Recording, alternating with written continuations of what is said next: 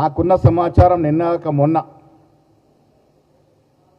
శామేరిపేటలో ఒక ఫామ్ హౌస్లో హరీష్ రావుతో ఈటెల రాజేందర్ కలిసినారు. అక్కడ నుండి కేసీఆర్కి మాట్లాడినారు. నేను ఈటెల రాజేందర్ని అడుగుతా ఉన్నా, మీరు కాళేశ్వరంలో వాస్తవాలు చెప్పి మోడీ మనిషి మోడీ పార్టీలో ఉన్నానని చెప్పుకుంటారా, లేక మీరు హరీష్ రావు కేసీఆర్ మాట్లాడుకున్న తీరు వల్ల కేసీఆర్కి లాభమయ్యే విధంగా మీ వాంగ్మూలం ఇచ్చి మీరు మోడీకి వ్యతిరేకమని చెప్పుకుంటారా? ఇది తేల్చాల్సిన అవసరం ఉంది ఈటెల గారు. మీరు మాకు పక్కా సమాచారం ఉంది. ఈటెల గారు హరీష్ రావు గారు కేసీఆర్ మాట్లాడుకొని కాళేశ్వరం విషయంలో అందరం కూడబట్టుకుని బయటపడాలి, అందరం ఒకటే చెప్పాలి అనే మాట మాట్లాడుకున్నట్టుగా అర్థమవుతా ఉంది. అసలు మీరు మోడీ పార్టీలో ఉన్నారా, లేక పేరుకు మోడీ పార్టీలో ఉండి మీ ధ్యానమంతా కేసీఆర్ పార్టీలో ఉందా?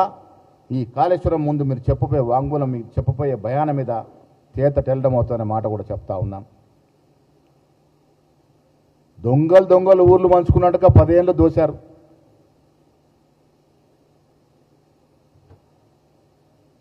ఇలా Pochampadu project, Nizam Sagar project, Nagarjuna Sagar project కట్టి 80 ఏళ్ళు అవుతా ఉంది. ఒక గీత కూడా పల్లె. మీరు కట్టిన ప్రాజెక్టు 5-6 ఏళ్లకే పగుళ్ళు పడి కూలిపోతూ ఉన్నాయంటే ఎంత మింగినారో మీరు దాంట్లో ప్రజలకు అర్థమవుతా ఉంది. మీరు ఇవాళ కాంగ్రెస్ పార్టీ గురించి మాట్లాడుతూ ఉన్నారు. ఇందిరాగాంధీ గారు యుద్ధం చేసినప్పుడు 90,000 మంది సైనికులు ముక్కురు నేలకు రాసినారు. ఇది ఇందిరాగాంధీ ఘనత.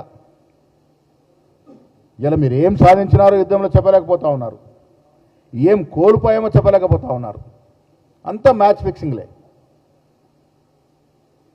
అరే ఈ దేశం సైనికులకు బాసటగా ఉంది, అందులో కాంగ్రెస్ పార్టీ ముందుంది. యుద్ధము జరగాలని, యుద్ధంలో గెలవాలని ప్రతి పౌరుడిలాగానే రాహుల్ గాంధీ కూడా కోరుకున్నారు. ఏం జరిగింది తుదకి? ఆ వాస్తవాలు చెప్పాల్సిన పని లేదా మీకు? అది దాటవేసేందుకు ఒకరి మీద ఒకరు విమర్శలు చేసుకున్న సందర్భం. ఇలా కవిత గారి మాటలు, రాజాసింగ్ గారి మాటలు ఇవన్నీ జత చేసి చూస్తే బీఆర్ఎస్ పార్టీ బీజేపీలో విలీనానికి ఎంతో దూరంలో లేదు. ఇలా కవిత గారి మాట